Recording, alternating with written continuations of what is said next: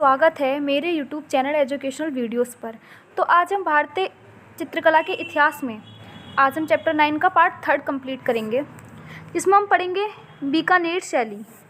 राजपूत चित्र शैली की एक प्रभावशाली शाखा का उदय बीकानेर से हुआ। डॉक्टर गाइडिटस के शब्दों में बीकानेर कलम प्रारंभिक स्तर पर मुगल व दक्खनी कलमों का एक समिश्रण थी और समय के अंतराल के साथ यह कलम जयपुर व जोधपुरी प्रभावों को आत्मसात कर एक निज स्वरूप प्रकट हुई। आगे हम पढ़ते हैं इसकी स्थिति। बीकानेर की प्राचीन रियासत उत्तर पश्चिमी में बहावलपुर पाकिस्तान, दक्षिणी पश्चिमी में जैसलमेर, दक्षिण में जोधपुर, दक्षिण पूर्व में लोहारू व हिसार जिला एवं उत्तर पूर्व में फिरोजपुर जिले से घिरी हुई थी। गजनेर एवं कोलायल में यहाँ की प्रसिद्ध झीलें हैं। वर्तमान बीकानेर जिला राजस्थान के उत्तरी पश्चिमी भाग में स्थित है। अब हम पढ़ेंगे इसकी स्थापना। बीकानेर एक अलमस्त शहर है। अलमस्त इसलिए क्योंकि यहाँ के लोग बेफिक्री के साथ अपना जीवन यापन करते हैं। इस शहर की स्थापना जोधपुर के संस्थापक राव जोधाजी के छठे पुत्र राव बीकाजी ने 1488 ई में की थी। इससे पूर्व इस क्षेत्र पर साखलों, भाटियों व जाटों का अधिकार था।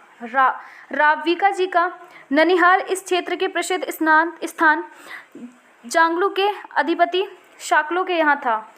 राठौरे की परम उपास्य माता करणी जी का मंदिर बीकानेर से 30 किलोमीटर दूर देशनीक में स्थित है। राजस्थान की शौर्य व शाकों की परंपरा के निर्वाह के में पीछे नहीं रहा है। हालांकि मुगलों से उन्होंने प्राय अच्छे संबंध बना रखे थे, लेकिन अपने ही भ्राता राज जोधपुर से अच्छे संबंध बनाने में वे असफल रहे। फिर है उद्भव। बीकानेर चित्रशैली के उद्भव का श्रेय यहाँ के उस्ताद चित्रकारों को दिया जाता है। कहा जाता है कि इस जाति के पूर्वज तत्कालीन जैसलमेर स्थित लुद्रवा पट्टन के रहने वाले भाटी राजपूत थे। रेगिस्तान में आए अकाल के कारण वह मुल्तान की ओर पलायन कर गए और वहां बहाउक नामक संत के प्रभाव में आकर इस्लाम धर्म को अपना लिया। आगे उन्होंने खूबसूरत बारीक कला के सहारे अपना जीवन यापन करना शुरू किया। निरंतर अभ्यास व कला कौशल के कारण उन्हें उस्ताद कहकर संबोधित किया जाने लगा। बाद में इनके संबोधन में दा हटा दिया गया तथा कालांतर में उस्ताद के रूप में जातिगत स्वरूप धारण कर लिया। उस्ताद अपने काम में माहिर तो थे ही, उनके द्वारा बनाई गई कलाकृतियों की महक जब मुगल दरबार तक पहुंची तो बादशाह अकबर के राज दरबार में उन्होंने ससम्मान स्थान मिला। फिर हम पढ़ेंगे कला संरक्षण व चित्रकला का विकास। इस क्षेत्र का सर्वप्रथम अन्वेषण इटली के पुरातत्ववेत्ता डॉक्टर एल.सी. टेसीटोरा द्वारा 1916 से 17 ई में किया गया। तत्पश्चात 1941 ई में डॉक्टर आर.एल. स्टेन तथा 1946 ई में डॉक्टर एच. गाइटस ने इस क्षेत्र में अनेक महत्वपूर्ण खोज किए। 1954 ई में स्वीडन महिला डॉक्टर हन्ना रिट के दल में सूरतगढ़ के समीप रंग महल की प्रसिद्ध संस्कृति को धरा गर्भ से बाहर निकाला। यहाँ कल्पसूत्र की कई प्रतियां चित्रित की गई हैं। इनमें से एक श्री मुनि पूज्य विजय संग्रह में 1546 ई की है, जिससे पता चलता है कि चित्रकला की परंपरा यहाँ विद्वान थी। राव कल्याण ने 1570 ई में अकबर की अधीनता स्वीकार कर ली तथा अपनी पुत्री का विवाह भी अकबर से कर दिया। बीकानेर नरेश राय सिंह 1571 से 1611 ई एक कला प्रेमी और संग्रहकर्ता शासक हुए। वे अकबर और जहांगीर के समकालीन एवं विश्वापात्र थे। उन्होंने मुगलों की ओर से कई लड़ाइयाँ लड़ी। यही नहीं, उन्होंने अपनी पुत्री का विवाह शाहजादा सलीम से करके मुगल दरबार से संबंध और सुदृढ़ किए। वे मुगल कलाकारों की दक्षता से प्रभावित होकर उनमें से कुछ को अपने साथ लाए थे। उनमें उस्ताद अली रजा व उस्ताद हामिद रुकनुद्दीन प्रमुख थे। इन्हीं दोनों कलाकारों की कलाकृतियों से चित्रकारिता की बीकानेरी शैली का उद्भव हुआ। राय सिंह संस्कृत के विद्वान भी थे। उन्होंने ज्योतिष, रत्नाकर व रायसिंह महोत्सव ग्रंथ की रचना की। इनके समय का 1590 ई में चित्रित भागवत पुराण पालवी वाल्टर संग्रह को कुछ विद्वान बीकानेर शैली की प्रारंभिक कृति मानते हैं। इसी समय मेघदूत की सचित्र प्रति प्राप्त होती है। 1594 ई में उन्होंने बीकानेर के श्रद्रण जूनागढ़ दुर्ग का निर्माण करवाया। उन्होंने किले के भीतर एक प्रस्ती लिखवाई जिसे अब रायसिंह प्रस्ती कहते हैं। रायसिंह 1604 से 1611 ई तक दक्षिण में बुरहानपुर में मुगलों द्वारा गवर्नर नियुक्त हुए।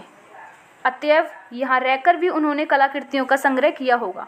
1611 ई में बुरहानपुर में ही इनका निधन हो गया। रायसिंह के बाद सूर सिंह 1620 से 30 ई राजा हुए। तत्पश्चात महाराजा कर्ण सिंह बीकानेर के शासक हुए। फिर आते हैं महाराजा कर्ण सिंह 1631 से 69 ई। चित्र 70 जो मैं आपको दिखाऊंगी कि समय से ही बीकानेर में कला का स्वर्णयुग आरंभ हुआ। कर्ण सिंह एक कला प्रिय शासक थे। उन्होंने कली रजा को अपना प्रिय चित्रकार बनाया था। वह बीकानेर शैली का सर्वश्रेष्ठ चित्रकार और बीकानेर की दरबारी चित्रशाला का प्रधान था। कहा जाता है कि बीकानेर नरेश राजा कर्ण सिंह को एक दिन स्वप्न में लक्ष्मी नारायण के दिव्य दर्शन हुए। इसी स्वरूप की प्रेरणा से उन्होंने प्रसिद्ध लक्ष्मी नारायण मंदिर की स्थापना की और अली रजा के मुस्लिम होने के बावजूद उसे इस मंदिर को कलात्मक स्वरूप देने के लिए चुना। उसके द्वारा नियुक्त लक्ष्मी नारायण 1650 ई के भव्य चित्र के केंद्र में सिंहासन पर नारायण बैठे हैं। वे चतुर्भुज हैं तथा उनके पार्श्व में श्वेत कमल हाथ में लिए लक्ष्मी आसीन हैं। दोनों ओर 10-10 दासियां सेवा में खड़ी हैं। उनके हाथों में चंवर, बाग यंत्र, भोग, पुष्प आदि हैं। ये चित्र वर्तमान में भारत कला भवन वाराणसी में सुरक्षित है। अली रजा के पुत्र हसन रजा ने भी अनेक सुंदर चित्र अंकित किए। मोतीचंद खंजाची संग्रह में उसके द्वारा अंकित एक नर्तकी की छवि काफ़ी प्रसिद्ध है। इसी समय कर्ण सिंह के दरबार में रुकनुद्दीन चितेरे भी अच्छा कार्य कर रहा था। बीकानेर शैली में रुकनुद्दीन अली रजा के पश्चात दूसरा श्रेष्ठ चित्रकार हुआ। कर्ण सिंह के बाद उनके पुत्र अनूप सिंह 1669 से 98 ई राजगद्दी पर बैठे। उन्होंने बीकानेर शैली का वास्तविक जन्मदाता कहा जाता है। अनूप सिंह ने भागवत व रसिक प्रिया के अनेक चित्र दरबारी मुशविर उस्ताद रुकनुद्दीन ने से बनवाए। इस समय रुकनुद्दीन का पुत्र शहाबुद्दीन अच्छा चितेरा था। उसने गोवर्धनधारी कृष्ण का एक बहुत ही अच्छा चित्र बनाया था। इस चित्र पर मुगलिया चित्र के स्थान पर गोलकुंडा शैली का अधिक प्रभाव है। इसका कारण यह रहा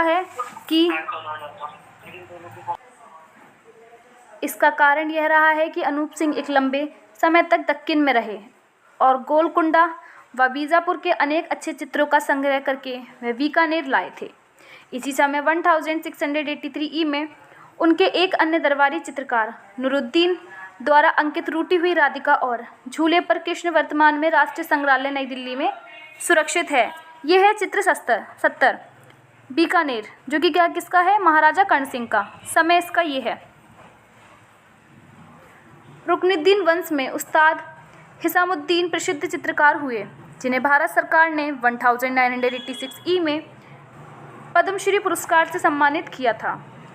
हिसामुद्दीन कुपियों, ऊँट की खाल की बनी सुरहाई नुमा आकृतियाँ पर लाख के रंग की सजावट करते थे। ऊँट की खाल पर की जाने वाली स्वर्ण मीनाकारी और मनुविता के कार्य को उस्ता कला कहा जाता है। आज भी बीकानेर की उस्ता मोहल्ले में अनेक कलाकार उस्ता कला का कार्य करते हैं। 1700 से 1736 ई तक बीकानेर में महाराजा सुजान सिंह ने राज किया। बीकानेर किले के सुजान अलिंद के दरवाजे में बने गायकों व कृष्ण लीला के सुंदर चित्र सुजान सिंह की कला प्रियता के नमूने हैं। इस समय का मोहम्मद उस्ता द्वारा बनाया हुआ एक चित्र पेड़ के नीचे नारी वर्तमान में राष्ट्रीय संग्रहालय नई दिल्ली में सुरक्षित है। इसी समय चित्रकार ईशा ने फुलझड़ी छोड़ती नारी 1713 ई में कृष्ण जन्म से पूर्व विष्णु का देवकी एवं वासुदेव को दिव्यदर्श 1725 ई तक मरुग्राम जीवन की एक झलक 1720 से 25 ई आदि चित्र बनाए। आज ये सभी चित्र राष्ट्रीय संग्रहालय नई दिल्ली में सुरक्षित हैं।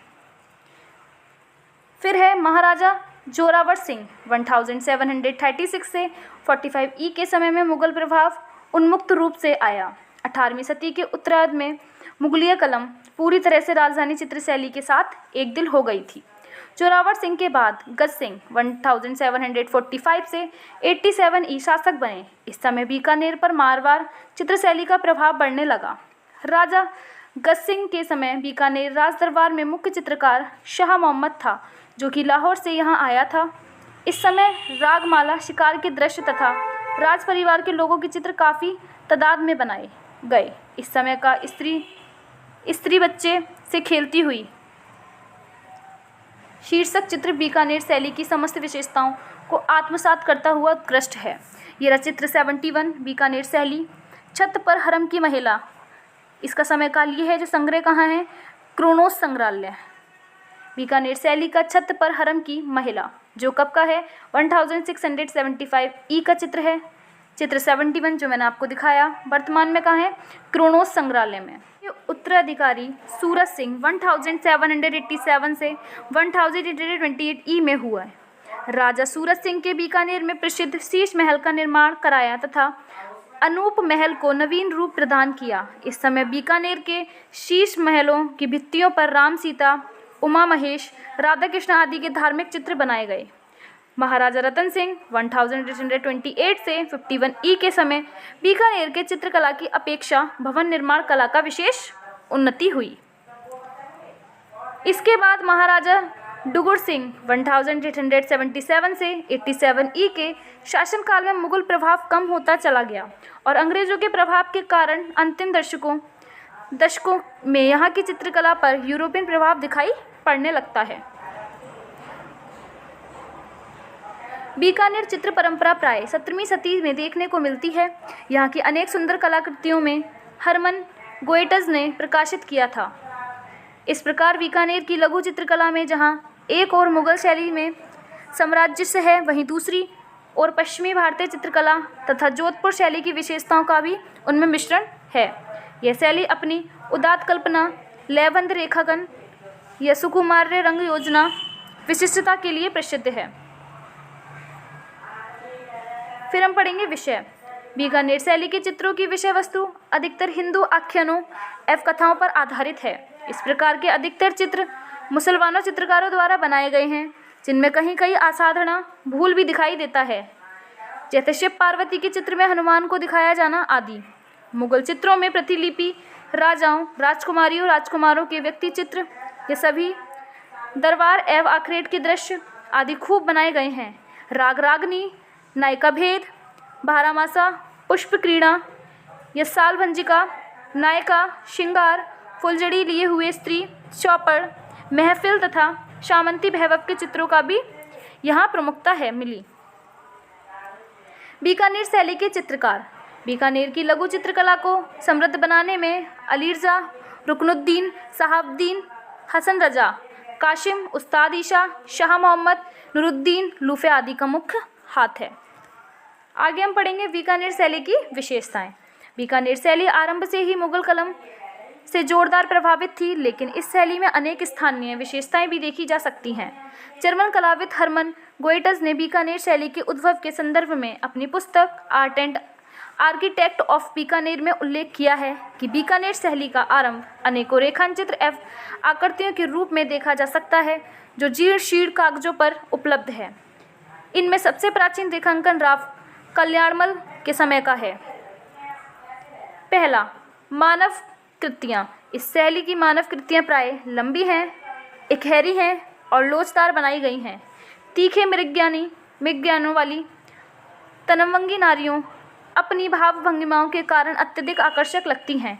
नारी अंकन में एक प्रकार की कोमलता है जो अन्यत्र नहीं दिखाई पड़ती है।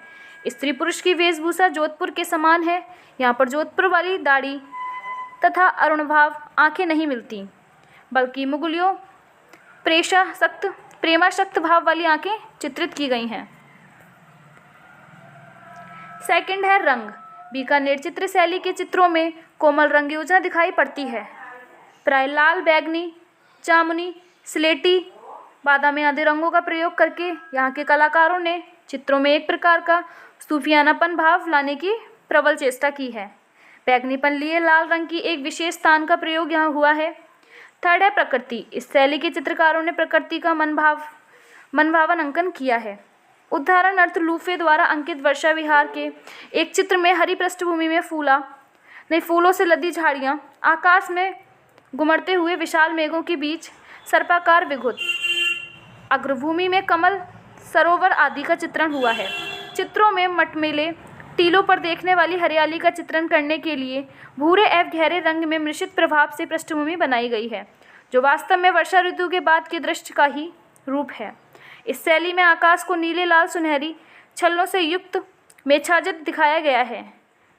बरसते बादलों में से सारस मिथुनों की नयनभिराम आकृति इस शैली की विशेषताएं हैं। तीसरा है पशु पक्षी। बीकानेर शैली के चित्रों में भेड़, बकरी, ऊँट, कुत्ते सारथ उत्कृष्टता लिए हुए चित्रित हैं, किंतु ऊँट और घोड़ों को प्रमुखता से दर्शाया गया है। फिफ्थ है भवन। यहाँ भवनों में गुंबदों को विशेष रूप से चित्रित किया गया है। आगे कौन सी शैली है? किशनगढ़ शैली। मारवाड़ शैली की एक उन्नत शाखा के रूप में किशनगढ़ शैली थी। इस चित्र शैली में किशनगढ़ जैसे साधारण नगर का और सारे संसार का आकर्षित कर लिया है। निसंदेह पहाड़ी शैलियों में जो स्थान कांगड़ा कलम का है, ठीक वही स्थान राजस्थान शैली में किशनगढ़ी कलम को प्राप्त है। कांगड़ा कलम ने जो उत्कृष्ट राजा संसार चंद के समय में पाया, वैसा ही उत्कृष्ट किशनगढ़ ने किशनगढ़ कलम के महाराज सांवत सिंह के समय में हासिल किया। किशनगढ़ की स्थिति। किशनगढ़ का पूर्ण नाम मदनगंज किशनगढ़ है। यह सुंदर नगर अजमेर से करीब 29 किलोमीटर और जयपुर से 19 किलोमीटर की दूरी पर स्थित है। किशनगढ़ नगर कुंदोलाव झील के सुरमय तट पर स्थित है। इस झील के किनारे किनारे अनेक भव्य प्रासाद महल निर्मित हैं, जिनमें यहाँ की कला वैभव की महत्वपूर्ण याति अभी तक सुरक्षित है। किशनगढ़ भारत में मार्बल नगरी के रूप में भी प्रसिद्ध है। इस नगर के कई आकर्षक हैं, जिनमें फूल महल, रूपनगर और किशनगढ़ किला, नवग्रह मंदिर आदि प्रमुख हैं। किशनगढ़ शैली की खोज। किशनगढ़ शैली की खोज 1943 ई में एरिक डिंकीसन ने किया था। किशनगढ़ पेंटिंग उनकी महत्वपूर्ण पुस्तक है। स्वयं एरिक डिंकिंसन पहले अलीगढ़ विश्वविद्यालय व बाद में राजकीय कॉलेज लाहौर में अंग्रेजी के प्रोफेसर रहे, परंतु उनकी मुख्य रुचि भारतीय कला तथा संस्कृति का ज्ञान प्राप्त करने में थी। वह स्वयं भी भारतीय वेशभूषा धारण कर भारतीय जनजीवन के कुछ पलों को जीते थे। उन्होंने वहाँ की चित्र माधुरी के वैशिष्ट्य में एक ऐसी नारी आकृति को पाया जिसे आज देश दुनिया में बनी ठनी के नाम से जाना जाता है। यह सुकोमला विश्व में भारतीय मोनालिसा के नाम से शीघ्र ही प्रसिद्ध हो गई। किशनगढ़ की स्थापना। इस नगर की स्थापना जोधपुर के मोटे राजा उदय सिंह के 16 पुत्रों में से 8वें पुत्र किशन सिंह ने 1609 ई में की थी। उन्हीं के नाम पर इस नगर का नाम किशनगढ़ पड़ा। किशन सिंह का जन्म 1575 ई में हुआ था। उन्होंने 1605 से 15 ई तक राज्य किया। राजा किशन सिंह नटवर गोपाल की पूजा करते थे। वस्तुतः उन्हें यहाँ की जागीर बड़े भाई सूर सिंह से, जो महाराजा उदय सिंह की मृत्यु के पश्चात जोधपुर की गद्दी पर बैठे थे, मतभेद के फलस्वरूप प्राप्त हुई थी।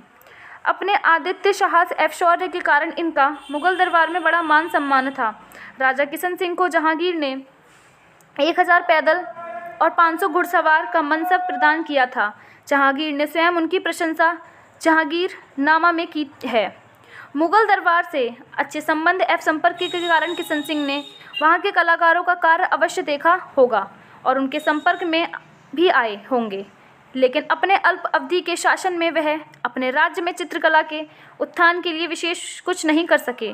किशनगढ़ में जो भी चित्र प्राप्त होते हैं वे किशन सिंह के राज्यकाल के लगभग 1 शताब्दी के बाद के हैं।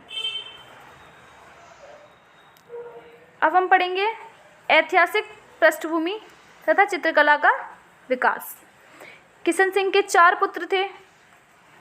उनकी मृत्यु के पश्चात उनके ज्येष्ठ पुत्र शाहसमल 1615 से 18 गद्दी पर बैठे। शाहसमल का एक सुंदर चित्र मिलता है। यह चित्र 1725 ई में बनाया गया था, जिसमें उनके सिकरे तथा सिकरेबाज अंकित हैं। साहसमल के पश्चात उनके भाई जगतमल 1618 से 29 ई तथा हरि सिंह 1629 से 40 ई गद्दी पर बैठे।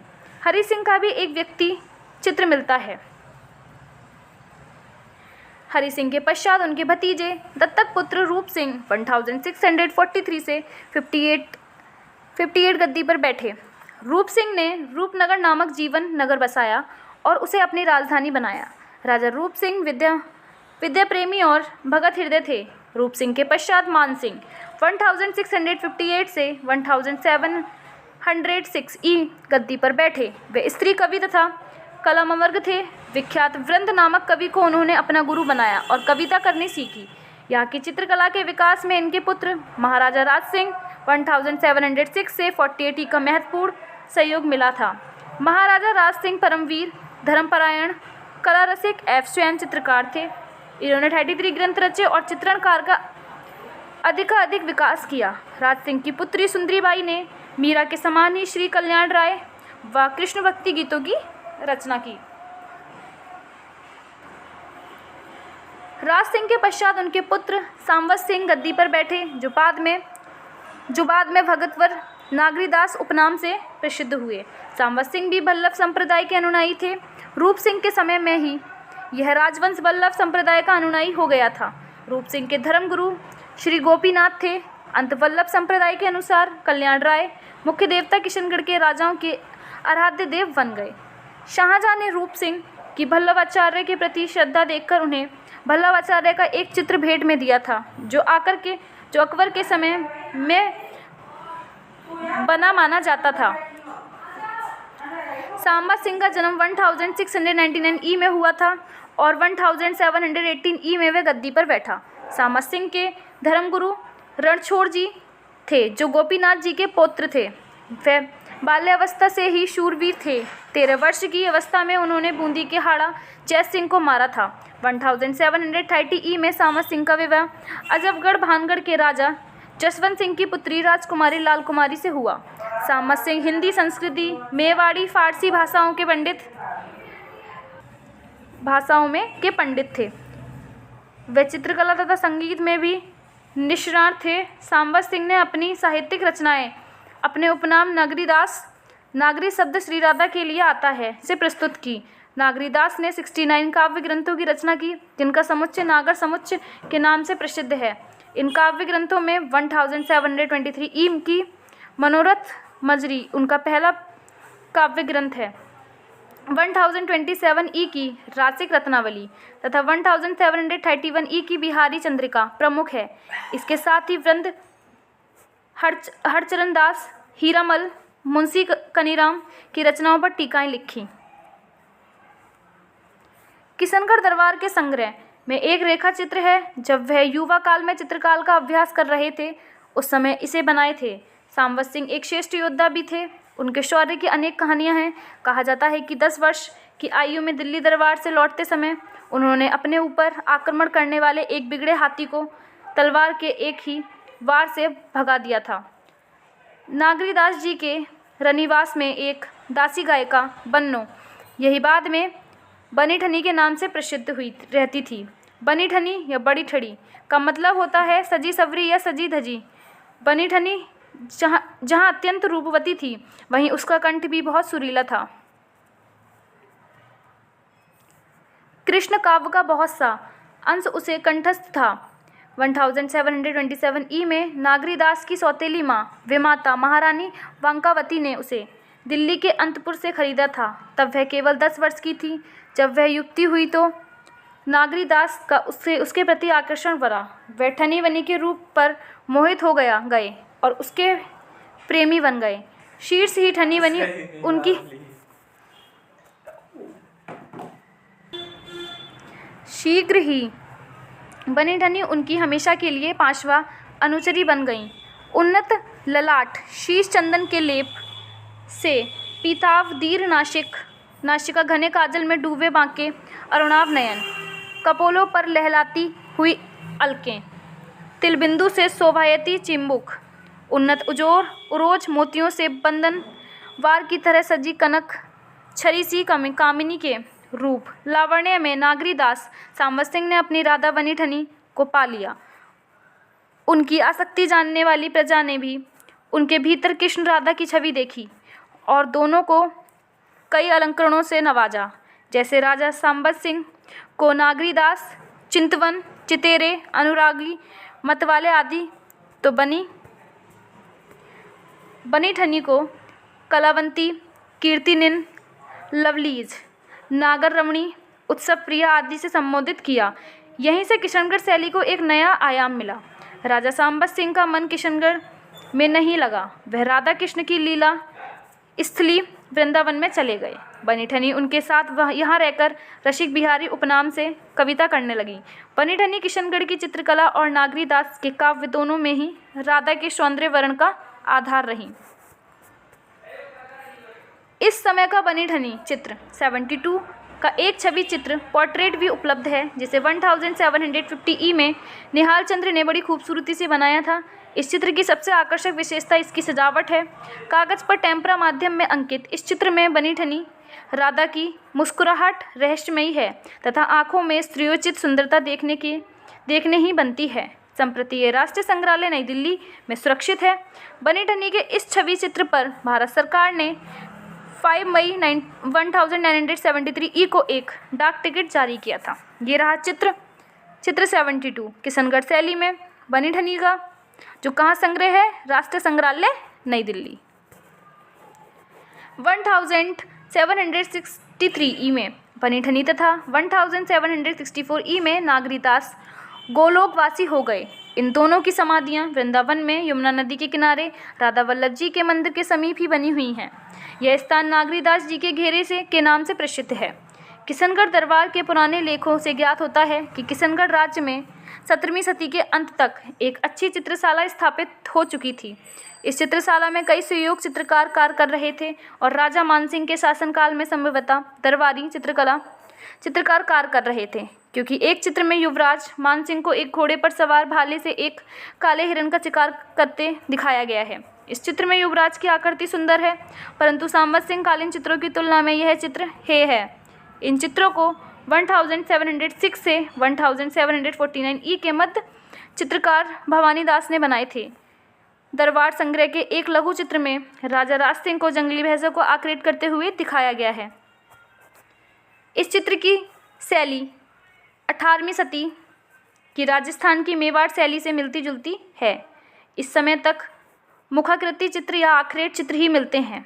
सांवत सिंह के समय में किशनगढ़ चित्र शैली अपने स्वर्ण युग में पहुंची। इस समय कृष्ण और राधा के चित्रों को अधिकता से बनाया गया। इस समय बिहारी चंद्रिका के आधार पर भी अनेक चित्र बनाए गए। नागरीदास के पिता राज सिंह के दरबार में सूर्यध्वज निहाल चंद्र नामक एक कायस्थ चित्रकार कार्य कर रहा था। नागरीदास ने इस चित्र को अपनी चित्रशाला का प्रधान चित्रकार नियुक्त कर दिया। निहाल चंद्र ने अपनी तूलिका और रंगों के माध्यम से एक नवीन चित्र विधान और स्त्री सौंदर्य की कल्पना प्रस्तुत की, जिसकी प्रेरणा का स्रोत बनी ठनी का सजीव रूप था। निहाल चंद्र द्वारा निर्मित इस समय के दो चित्र Radha and Krishna in the boat of love 1755 ई चित्र 73 तथा नेमिनाथ की बारात में कृष्ण और बलराम 1760 वर्तमान में राष्ट्रीय संग्रहालय नई दिल्ली में सुरक्षित है। ये रहा चित्र 73 किशनगढ़ शैली में Radha and Krishna in the boat of love, जो संग्रह कहाँ है? नई दिल्ली में। इसी दौर का एक अन्य उत्कृष्ट चित्र राजा सांवत सिंह और उनकी प्रिया बनी ठनी एक दूसरे को निहारते हुए 1750 ई है, जो अब Philadelphia museum of art USA के संग्रह में है। इसे निहाल चंद्र ने ही बनाया था। किशनगढ़ के चित्रकार किशनगढ़ शैली का सर्वव्याख्यात चित्रकार निहाल चंद्र था। नागरीदास के पश्चात सरदार सिंह ने भी निहाल चंद्र को अपने दरबार में सम्मान दिया। निहाल चंद्र को सरदार सिंह के सभासदों के साथ चांदनी रात की संगीत गोष्ठी या चांदनी रात के गवय नामक चित्र में चित्रित किया गया है।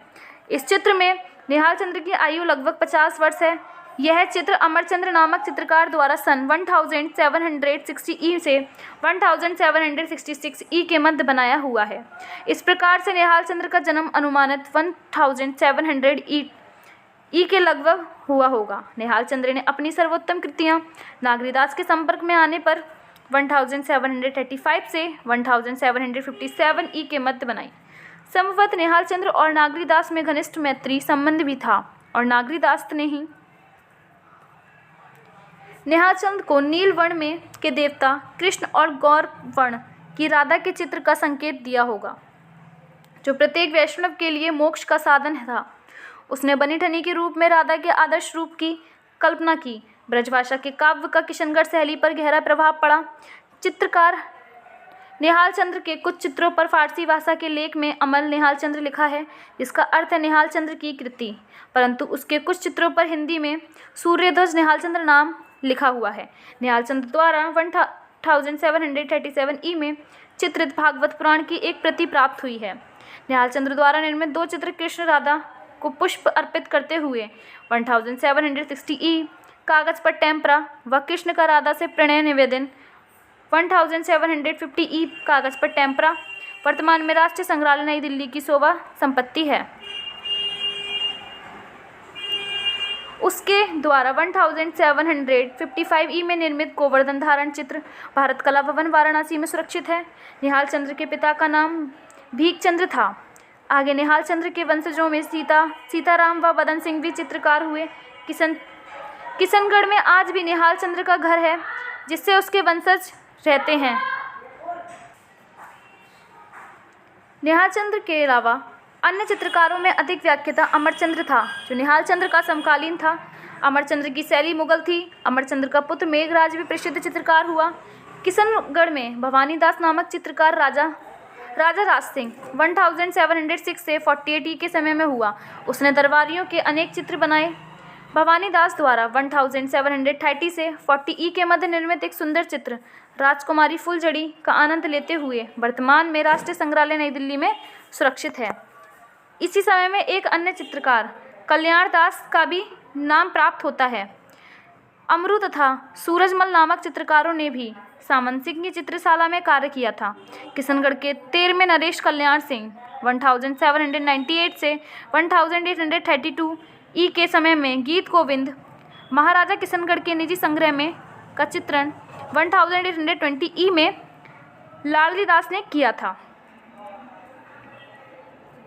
इस शैली का एक अन्य चित्रकार छोटू था, जिसका बनाया एक सुंदर चित्र इलाहाबाद संग्रहालय प्रयागराज में सुरक्षित है। डॉक्टर फैयाज अली के सुपुत्र शहजाद अली आज किशनगढ़ शैली के एकमात्र उत्तराधिकारी के साथ संरक्षक भी हैं। इस तरह से किशनगढ़ में 1820 ई के कुछ बाद तक सुंदर चित्र बनते रहे। राधा पृथ्वी सिंह 1840 से 80 ई के समय तक चित्रकार उत्तम कार्य करते रहे थे, परंतु 19वीं सदी में उनकी कृतियों में कोमलता के स्थान पर कठोरता आ गई और खुलाई में काली स्याही का प्रयोग होने लगा। इसके उपरांत किशनगढ़ कलम धीरे धीरे पतनोन्मुख हो गई। किशनगढ़ शैली के चित्रों के विषय। यद्यपि इस शैली का आरंभ विशेष रूप से राज दरबार में हुआ, फिर भी इस शैली के चित्रों में विषयों की विविधता और तत्कालीन लोक भावनाएं हैं। इस शैली के आरंभिक चित्रों के विषय आखरेट और दरबारी दृश्य के रूप में प्राप्त होते हैं, जिनमें राजाओं और युवराज का जीवन है। इस दौर में व्यक्ति चित्रों या छवि चित्रों का प्रमुखता मिली। राजा सांवत सिंह के व्यक्ति चित्र सर्वाधिक संख्या में बने। इस श्रेणी के चित्रों में सुप्रसिद्ध संतों, दरवेशों, गायकों, राजा महाराजों, नवाबों, बादशाहों और नायक नायकों की अधिकता है। युवराज राज सिंह घोड़े पर सवार काले मृग का शिकार करते हुए दरबार संग्रह किशनगढ़ शैली का आरंभिक चित्र है। नागरीदास के समय से राधा कृष्ण की ही चित्रकारी के प्रेम चित्रण विषय होने लगे। शिव के चित्र भी बनाए गए। इसके अतिरिक्त चित्रकारों ने अंतपुर, रंगमहल, स्नानागार, रानियों की केली क्रीड़ा, श्रृंगार आदि विषय के भी अनेक चित्र बनाए। श्रृंगार विषयक एक उत्कृष्ट चित्र इलाहाबाद संग्रहालय प्रयागराज में सुरक्षित है।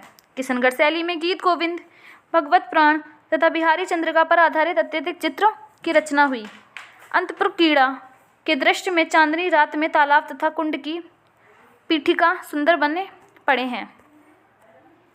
संगीत तथा नृत्य के चित्र भी चित्रकारों के प्रिय विषय थे।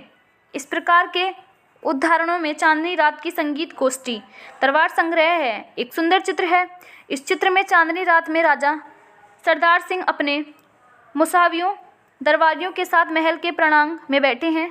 पीछे पृष्ठभूमि में चांदनी में स्नग्ध श्वेत महल के छज्जों पर ख्वाजा लोग बैठे हैं और नीचे चबूतरे पर गोष्ठी हो रही है। प्रेमी और प्रेमिकाएं के चित्र किशनगढ़ में अपने ढंग से बनाए गए हैं। नायिका भेद पर आधारित चित्रों में नायक तथा नायकियों के सुंदर नौकाओं पर जल विहार करते दिखाया गया है। इस प्रकार के चित्रों में लाल बजरा तथा प्रेमी की क्रीड़ा सुंदर उदाहरण है। इस तरह के नौका विहार के चित्र राजस्थान के किसी अन्य कला केंद्र से नहीं प्राप्त होते हैं। रात्रि दृश्यों में दीपावली और दीप अत्यंत सुंदर उदाहरण है। इस चित्र को एरिक डिकिंसन ने अपनी पुस्तक किशनगढ़ पेंटिंग ललित कला अकादमी नई दिल्ली द्वारा 1959 ई में प्रकाशित में जगह दिया है। कुल मिलाकर किशनगढ़ के चित्रकारों ने कृष्ण लीला के चित्रों को प्रमुखता दी है। ये चित्र ब्रजभाषा के हिंदी साहित्य पर आधारित हैं, परंतु इनमें राधा और कृष्ण का अनोखा नवीन रूप है। इस प्रकार के चित्रों में सांझी लीला, कृष्ण राधा का दुपट्टा पकड़े, कृष्ण गोपियों के साथ नृत्य करते हुए आदि सुंदर उदाहरण हैं। भागवत के आधार पर भी अनेक सुंदर चित्र हैं, जैसे रुक्मणी मंगल आदि बनाए गए हैं। ध्यातव्य है कि राग रागनी के चित्र यहाँ देखने को नहीं मिलते।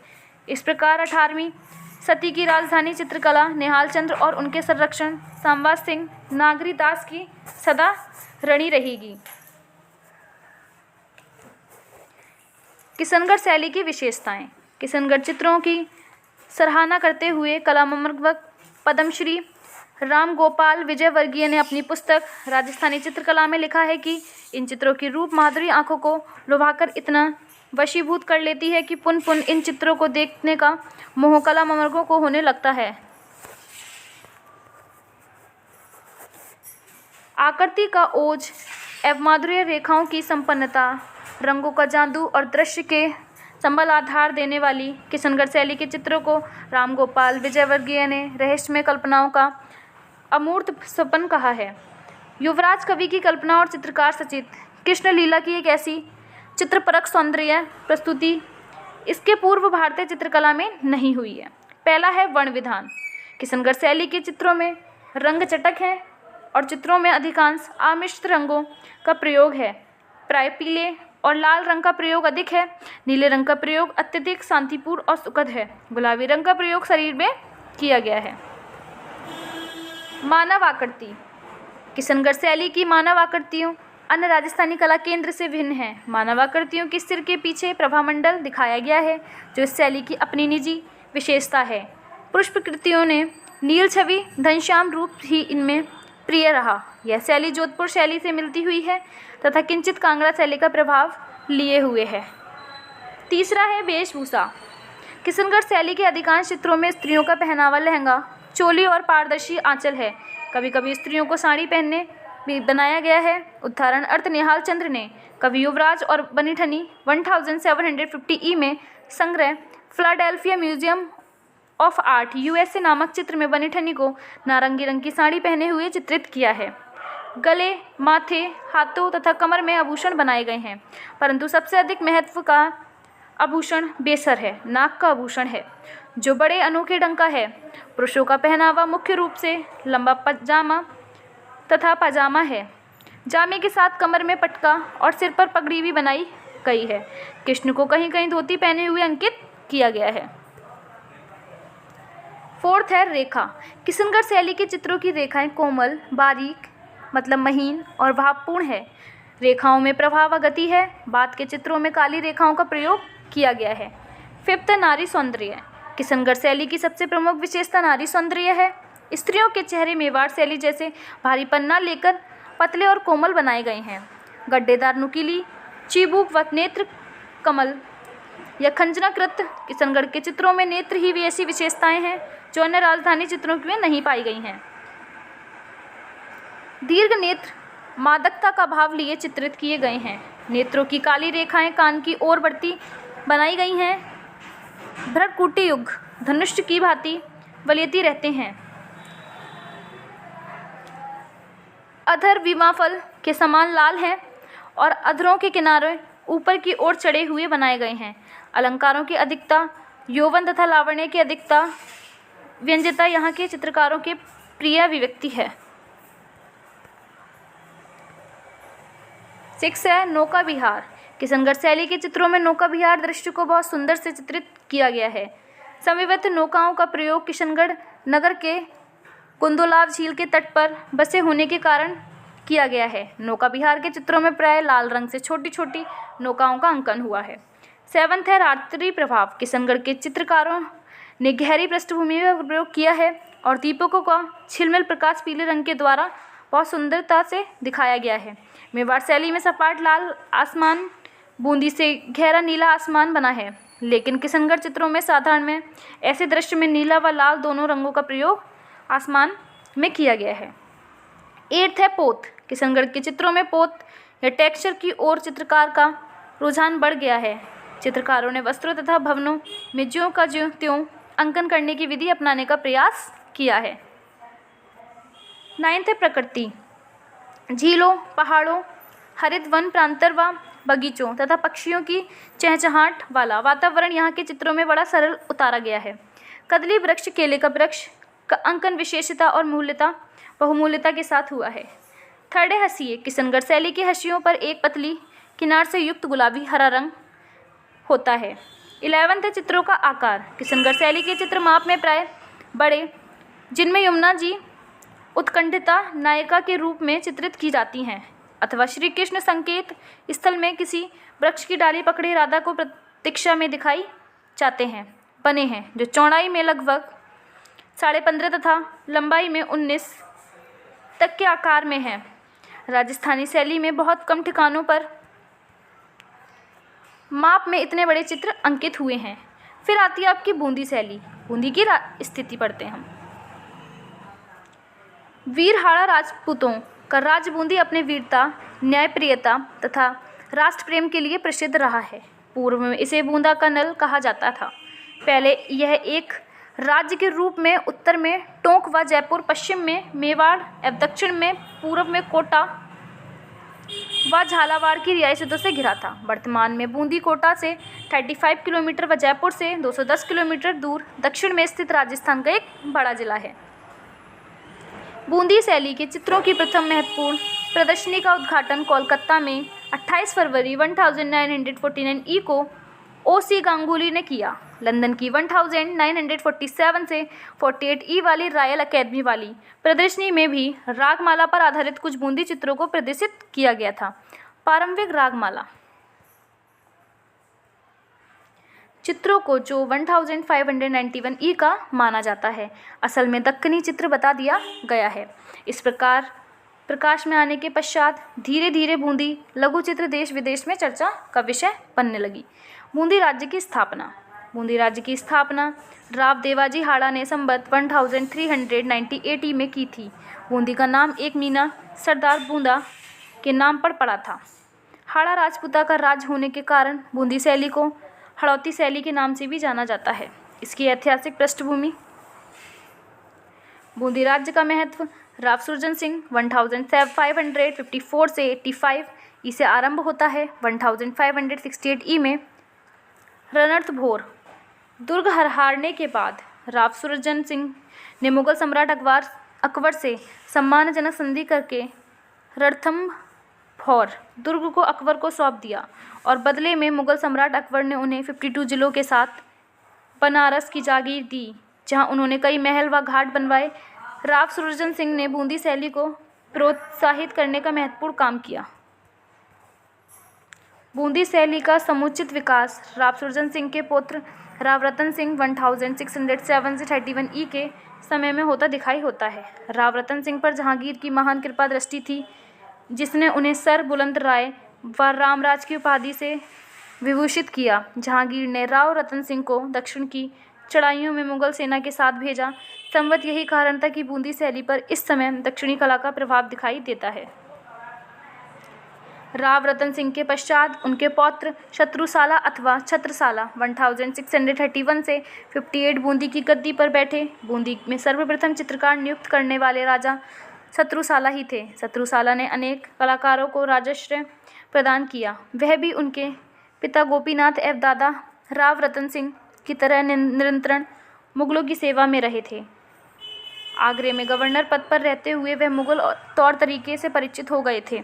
उनके समय का सुंदर गज हाथी पर सवारी का दृश्य एक महत्वपूर्ण चित्र है जो 1650 के लगभग का बना है तथा वर्तमान में कनौजिया संग्रह में है। शत्रुसाला के बाद उनके पुत्र वहाब सिंह 1659 से 82 गद्दी पर बैठे। वहाब सिंह के समय बूंदी शैली को अपना निजस्व मिल चुका था। वहाब सिंह की कला प्रियता ने बूंदी निवासियों को संगीत, काव्य और चित्रकला से परिपलावित कर दिया। वहाब सिंह के आश्रय से मतीराम जैसा ब्रजभाषा के श्रेष्ठ कवि रहे, जिन्होंने रसराज 1700 ई और ललित ललाम 1720 नामक 2 प्रसिद्ध ग्रंथ की रचना कर कवि कलाकारों को प्रेरणा दी। इसी समय एक चित्र नायक झरोके से स्नानरत सौंदर्य को निहारते हुए 1700 ई वर्तमान राष्ट्रीय संग्रहालय नई दिल्ली में सुरक्षित है।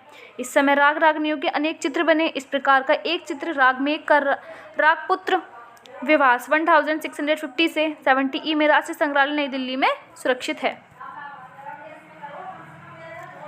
वहाब सिंह के पुत्र राव राजा अनिरुद्ध सिंह 1682 से 95 दक्षिण के अनेक युद्धों में गए, जिससे बूंदी कलम पर दक्कनी कला तत्वों का स्पष्ट प्रभाव दिखाई देने लगता है। वास्तु सज्जा से सुरापात्रों का प्रयोग इस काल की प्रमुख विशेषता है। इस युग का उत्कल राम चितेरे द्वारा अंकित राजा अनिरुद्ध सिंह हाड़ा सफ़ेद घोड़े पर सवार आरंभिक 18वीं सदी कागज पर टेम्परा शीर्षक चित्र राष्ट्रीय संग्रहालय नई दिल्ली में सुरक्षित है। इस समय केशव द्वारा रचित रसिक प्रिया काव्य पर आधारित कई शेष चित्र बने, जिनमें से 2 चित्र राधा के विरह में आतुर कृष्ण झरोके से निहारते हुए 1700 ई वासक सज्जा नायिका सेज सजाकर प्रिय मिलन को आतुर 1700 ई वर्तमान में राष्ट्रीय संग्रहालय नई दिल्ली में सुरक्षित है। इसी युग का बूंदी राज भाव सिंह को तलवार देकर सम्मानित करना हुआ मुगल बादशाह औरंगजेब का पुत्र शाह जादा मुज्जम 1690 से 1700 ई चित्र भी राष्ट्रीय संग्रहालय नई दिल्ली की शोभा संपत्ति है। ये रहा चित्र 74 बूंदी शैली में टूज का चांद देखते प्रेमी युगल कागज पर टेम्परा संग्रह का है छत्रपति शिवाजी महाराज वस्तु संग्रहालय मुंबई। इनके समय का प्रसिद्ध चित्रकार मोहन था, जिसने दूज का चांद देखते प्रेमी युगल छत्रपति शिवाजी महाराज वस्तु संग्रहालय मुंबई चित्र 74। फिर है क्या फाक खेलते हुए कुंवर संग्राम सिंह संग्रह तथा अलीगनबंध नायक नायिका राष्ट्रीय संग्रहालय नई दिल्ली आदि प्रसिद्ध चित्र बनाए। इसके पश्चात कोटा के भीम सिंह 1705 से 20 ई ने 1719 ई में बूंदी राज्य को बुद्ध सिंह से छीन लिया और बुद्ध सिंह को बूंदी का राज्य छोड़कर भागना पड़ा। इस समय की एक महत्वपूर्ण कृति यशोधर चरित्र 1731 ई है। 1748 ई में बुद्ध सिंह के पुत्र व उत्तराधिकारी राव उम्मेद सिंह 1750 से 71 ने मराठाओं की सहायता से बूंदी को अपने अधीन कर लिया। बूंदी शैली का उत्कृष्ट राव उम्मेद सिंह के शासनकाल में दिखाई देता है। राव उम्मेद सिंह जंगली सूअर का शिकार करते हुए 1750 ई बूंदी शैली उत्कृष्ट चित्र है। इसके अलावा शेर व हाथी की लड़ाई 1770 ई शीर्षक चित्र राष्ट्रीय संग्रहालय नई दिल्ली में सुरक्षित है। 19वीं सदी में ब्रिटिश साम्राज्य के उदय के साथ ही हाड़ा राजपूतों को बूंदी राज्य भी ब्रिटिश सत्ता के अधीन हो गया। अंग्रेज अधिकारियों ने विष्णु सिंह 1821 ई को बूंदी का शासक बना दिया और उमेश सिंह 1771 से 1819 ई को कोटा का शासन बना दिया। बूंदी शैली का चित्रकला। बूंदी शैली की चित्रकला। बूंदी शैली के आरंभिक चित्र निश्चित रूप से चुनार रागमाला से संबंधित हैं। इसमें फारसी में एक लेख है जिसके अनुसार इसका चित्रण समय 1591 ई है। चित्रकारों के नाम शेख हमन, शेख अली और शेख हातिम हैं, जो स्वयं को मुगल दरबार के प्रसिद्ध चित्रकार मीर सैयद अली और ख्वाजा अब्दुश समद का शिष्य बताते हैं। इस शैली का राग दीपक 17वीं सदी के आरंभ का शीर्षक चित्र भारत कला भवन वाराणसी में तथा रागनी भैरवी का चित्र इलाहाबाद संग्रहालय प्रयागराज में सुरक्षित है। रागनी भैरवी का चित्र 1625 ई में राव रतन सिंह काल में के लगभग निर्मित माना जाता है। बूंदी शैली की आकृतियों में मेवाड़ी प्रभाव अधिक दिखाई पड़ता है, परंतु चित्रों में कारीगरी बहुत उत्तम है। चेहरों में कोमलता भी है। आकृतियों के चेहरों में गोलाई लाने के लिए सुकोमल छाया का प्रयोग किया गया है। चेहरे अनुपात में छोटे बनाए गए हैं और आंखों के पास गड्ढों में गहराई दिखाई गई है। शुरुआती समय में कुछ सुंदर चित्रों में पीठिका पर नायक और नायिका 1682 ई में, श्री GD गुजराती संग्रह मुंबई में तथा परिचारिकाओं सहित रानी 17वीं सदी के उत्तरार्ध का छत्रपति शिवाजी महाराज वस्तु संग्रहालय मुंबई महत्वपूर्ण है। ये रहा चित्र 75 बूंदी शैली से भागते हुए हाथी, जिसका समय ये है जो कहाँ संग्रह है, छत्रपति शिवाजी महाराज वस्तु संग्रहालय। 1750 से 1780 ई के मध्य में बूंदी शैली का पूर्ण विकास होता है और इस दौरान एक से बढ़कर एक सुंदर चित्रों का निर्माण हुआ।